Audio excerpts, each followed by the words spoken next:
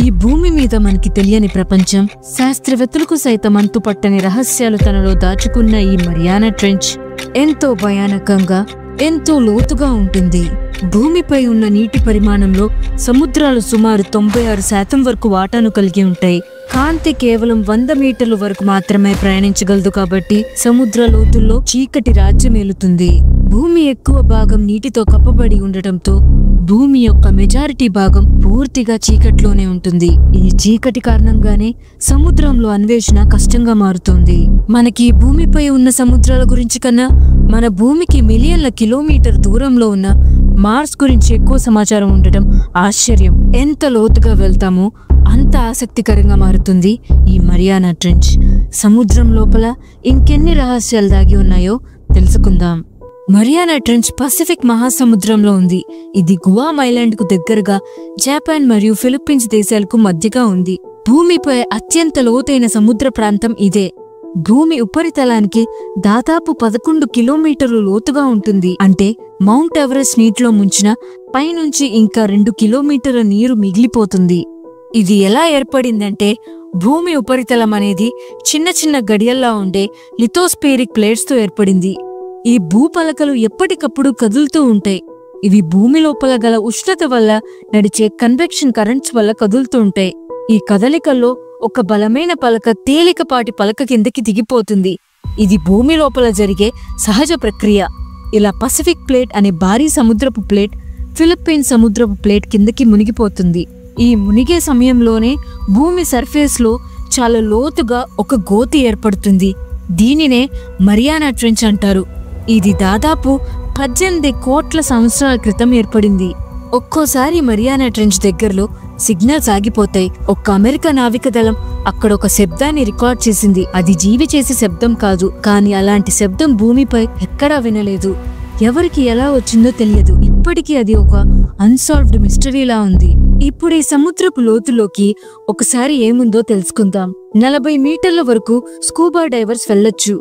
అక్కడ నుంచి 100 మీటర్ల కిందకి డైవర్స్ వెళ్లలేరు. ఎందుకంటే అక్కడ ఎక్స్ట్రీమ్ ప్రెషర్ లో కొన్ని శరీర అవయవాలు పనిచేయటం ఆగిపోతాయి. 3000 మీటర్లు కిందకు వెళితే అక్కడ కనిపిస్తుంది డంబో ఆక్టోపస్. దీన్ని 1883లో డిస్కవర్ చేసినప్పటికీ 1990లో first deep sea submersible vessels చూసింది. ఇక్కడే గోబ్లిన్ షార్క్ కూడా కనిపిస్తాయి. ఇది 3 నుండి 4 మీటర్ల పొడవు ఉంటుంది. దీన్ని లివింగ్ ఫాసిల్ షార్క్ అంటారు. ఎందుకంటే ఇది సుమారు 1.25 కోట్ల ఏళ్ల క్రితమే ఉండేది. అక్కడ నుంచి 1000 మీటర్ల కిందకి వస్తే 4000 మీటర్ల దగ్గర భారీగా వాటర్ ప్రెషర్ పెరిగిపోతుంది. ఇక్కడ వాటర్ ప్రెషర్ 11,000 PSIగా ఉంటుంది. అంటే ఒక భారీ ఏనుగు రూపాయి కాయిన్ మీద నుంచుని ఉన్నంత. ఇక్కడే కనిపిస్తుంది బ్లాక్ సీ డెవిల్ యాంగిలో ఫిష్. 1891లో మొదట దీన్ని గుర్తించారు. ఇది భూమిపై అతి భయంకరమైన చేపల్లో ఒకటి. దీనికి తలపై ఒక దీపం లాంటి భాగం ఉంటుంది. దీనితో చిన్న చేపలను ఆకర్షించి వెంటనే పట్టేస్తుంది. ఇక్కడి నుంచి ఇంకొంచెం కిందకు వెళితే 5000 మీటర్లు కనిపిస్తుంది ఫ్రిల్డ్ షార్క్. వీటి వయసు దాదాపు 8 కోట్ల సంవత్సరాలుంటుంది. అక్కడి నుంచి ఇంకో 6000 మీటర్ల లోతులోకి వెళితే 10,898 మీటర్ల దగ్గరికి అవతార్ డైరెక్టర్ జేమ్స్ కెమెరూన్ 2012లో సింగిల్ పర్సన్ సబ్మెరైన్ లో అక్కడికి ఒక్కడే వెళ్లారు. అతను పైకి వచ్చి ఇది భూమిపై కాకుండా మరొక గ్రహంలా అనిపించిందని చెప్పారు. అయితే 1960లో 10,910 మీటర్లకి డాన్ వాల్ష్, జాకస్ పికార్డ్ దీనికంటే ఇంకొంచెం డీప్ కి వెళ్లారు. ట్రస్టే మీద 5 గంటల పాటు ప్రయాణం చేసి అక్కడికి వెళ్లారు. ఇక్కడ ఒక ఫ్లాట్ ఫిష్ ని చూశారు. ఇన్ని మీటర్ల లోతులో కూడా ఇంకా జీవం ఉన్నందుకు అప్పుడిది ఒక సంచలనం. Former navy officer Victor Vescovo deep sea submersible limiting factor లో ఒక్కడే 11,000 మీటర్లు వెళ్లాడు. ఈ పాయింట్ నే ఛాలెంజర్ డీప్ గా పిలుస్తారు. ఇప్పటి వరకు భూమిపై మనుషులు వెళ్లగలిగిన డీపెస్ట్ పాయింట్ ఇదే. ఇంత దూరం వెళ్లిన రీసెర్చర్స్ ప్రకారం ఇది భూమి యొక్క లోతైన ప్రదేశం కాదు, కేవలం 5% మాత్రమే. అంటే ఇంకా 95% సముద్రాల్ని అన్వేషించాల్సి ఉంది. లోతు పెరిగే కొద్దీ నీటి ఒత్తిడి పెరుగుతూ ఉంటుంది. ఈ ట్రెంచ్ లో ప్రెషర్ భూమిపై ఉన్న ప్రెషర్ కి 1000 రెట్లు ఎక్కువ ఉండటం వల్ల మనం పంపే రోబోటిక్ వాహనాలైనా నౌకలైనా ఇవి అంత ఒత్తిడిని తట్టుకోలేవు. అంతేకాకుండా అక్కడ ఎలాంటి ప్రకాశం ఉండదు. ఉష్ణోగ్రతలు తక్కువగా ఉంటాయి.